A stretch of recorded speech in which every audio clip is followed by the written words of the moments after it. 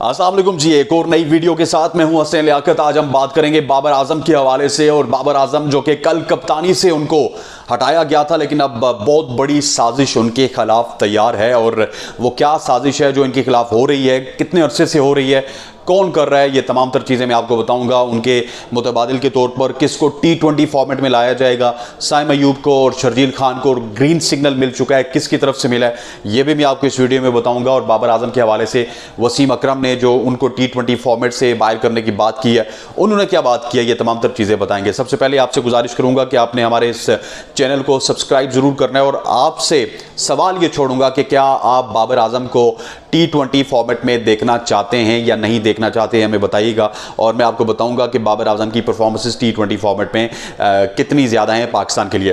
अच्छा, थोड़ा सा अब अगर बात कर ली जाए कि प्लान क्यों बनाया जा रहा है और किसकी तरफ से बनाया जा रहा है। काफ़ी अर्सा बाबर आजम के ऊपर डिबेट चलती रही। पिछले 2-3 साल से मीडिया में ये बातें चल रही थी कि बाबर आजम को पाकिस्तान क्रिकेट टीम का कप्तान नहीं होना चाहिए। उस वक्त के चेयरमैन रमीज़ राजा भी कान नहीं धरते थे और फिर नजम सेठी भी इस पे कान नहीं धरते थे। रमीज़ राजा तो कहते थे कि बाबर के खिलाफ ज़िंदगी भी होती है, ये मैंने सोचा ही नहीं। बाबर के अब जो है ना नायब के बारे में मैं किस तरह सोचूं। इसी तरह नजम सेठी आए, उन्होंने बाबर आजम की बहुत सारी तारीफ़ें की। लेकिन ये मामला कहाँ से ख़राब हुआ, जब से बाबर आजम जो सैरोगेट कंपनीज़ हैं, सैरोगेट कंपनीज़ में आपको बताता चलूँ कि जुए की कंपनीज़ हैं जो कि ऑनलाइन जुआ करवाती हैं, उनकी कंपनीज़ के खिलाफ जब से बाबर आजम ने उनके लोगोस के ऊपर टैक्स लगाए थे, उसके खिलाफ ये तमाम तर कंपनी जो है उनके खिलाफ हुई थी। और उसी वक्त से मुहिम स्टार्ट थी, लेकिन वो मुहिम रुकी नहीं। वो मुहिम आके उनकी कप्तानी पे रुकी नहीं, that is a big question. और वो मुहिम उनके खिलाफ T20 क्रिकेट में क्यों चल रही है वो मैं आपको बताता हूँ। और इसके लिए PCB को भी उनकी एमा हासिल है। दो देखें, सैरोगेट जो कंपनीज़ हैं ये बेसिकली पाकिस्तान में अपना बिजनेस कर रही हैं। और काफ़ी अरसे से हमने देखा था, कभी डफा न्यूज़ और कभी 1xBet, इस तरह की कंपनीज पाकिस्तान क्रिकेट में डिफरेंट नाम के साथ आती थी और इन्वेस्ट करके चली जाती थी। वो जुआ वगैरह सब चीज़ें जो है अपनी वेबसाइट्स पे करती थी। इससे उनको बहुत ज़्यादा करोड़ों अरबों में फ़ायदा होता है। इससे पहले हम देखते थे कभी बैंक अल फलाह, कभी फैसल बैंक, कभी HBL, कभी इस तरह के जो बैंक्स थे वो पाकिस्तान क्रिकेट के साथ एसोसिएट होते थे। लेकिन इस दफ़ा जो पिछले 2 साल थे उसमें बेटिंग कंपनीज का बहुत ज्यादा उरूज था। लेकिन इन बेटिंग कंपनीज को जो झटका लगा वो बाबर आजम ने लगाया और मोहम्मद रिजवान ने लगाया। जब मोहम्मद रिजवान और बाबर आजम उनके लोगों के ऊपर उन्होंने टेप लगाना स्टार्ट की, तो उसके बाद ये इन्वेस्टिगेट होना स्टार्ट हुआ। उससे पहले आम फेम आदमी को ये नहीं पता था कि ये बेटिंग कंपनीज क्या हैं।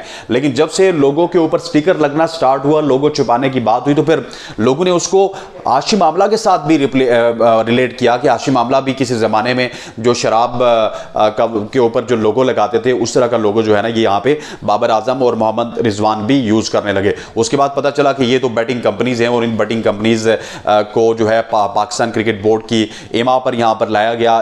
इन बेटिंग कंपनीज के जरिए पाकिस्तान क्रिकेट बोर्ड बहुत सारे पैसे कमाते हैं। उसके बाद से बेटिंग कंपनीज ने बहुत सारी चीजें ऑफर की। मैं थोड़ा सा पहले बैकग्राउंड बताऊंगा, फिर अपने मेन टॉपिक की तरफ आते हैं। बेटिंग कंपनीज ने बहुत सारी ऑफर्स की, तकरीबन 25-30 करोड़ रुपए की ऑफर आई रिजवान को भी और मोहम्मद रिजवान एंड बाबर आजम दोनों की ऑफर्स आई। दोनों ने ये ऑफर्स ठुकराई और इस हवाले से उन्होंने पाकिस्तान के जो ऐवान हैं, पाकिस्तान के ऐवान के जो बड़े लोग हैं उनको भी और उनसे भी बड़े लोग जो कि ये डिसाइड करते हैं कि ऐवान में कौन होगा, प्राइम मिनिस्टर कौन होगा, उनसे भी बाबर आजम ने शिकायत लगाई, मोहम्मद रिजवान ने शिकायत लगाई। उसके हवाले में हुआ ये कि उन्होंने एकदम से PCB से इसके हवाले से नोटिस लिया। फिर जो वजारत थी, कंसर्न वजारत, उसके ज़रिए PCB को प्रेशराइज किया गया और PCB ने अपने तमाम तर कॉन्ट्रैक्ट्स ख़त्म किए। 1xBet, डफा न्यूज़, व्हाट्सएवर, जितनी भी कंपनीज़ हैं, जितनी भी जुए की कंपनीज हैं, तकरीबन सैकड़ों ऐसी कंपनीज हैं जो कि आजकल क्रिकेट पे इन्वेस्ट कर रही हैं। वहां से उन्होंने ठान लिया कि बाबर आजम को कप्तानी से हटाया जाएगा। और वो मकसद जो है उनका वर्ल्ड कप 2023 में पूरा हुआ, जब बाबर आजम की कप्तानी में पाकिस्तान की टीम ने परफॉर्म अच्छा नहीं किया तो उनको कप्तान हटा दिया गया। होना तो यही चाहिए था कि बाबर आजम को ODI क्रिकेट से कप्तान हटाते, T20 में रहने देते, टेस्ट क्रिकेट में रहने देते, क्योंकि ODI में उनके रिजल्ट अच्छे नहीं थे। लेकिन T20 और टेस्ट फॉर्मेट में कप्तान क्यों हटाया गया, ये देखिए। टेस्ट फॉर्मेट तो इतना ज्यादा उनकी नजर में नहीं है, लेकिन T20 फॉर्मेट एक ऐसा फॉर्मेट है जहां पर बाबर आजम को वो कप्तान नहीं, वो भी इस पे खुश नहीं हुए कि हमने बाबर आजम को निकाल दिया तो वी आर ओके। वो अभी कुछ और चाहते हैं। वो ये चाहते हैं कि T20 फॉर्मेट से बाबर को, कप्तान तो हमने निकाल दिया, बाबर को और मोहम्मद रिजवान को, दोनों को T20 फॉर्मेट से भी बाहर निकाला जाए।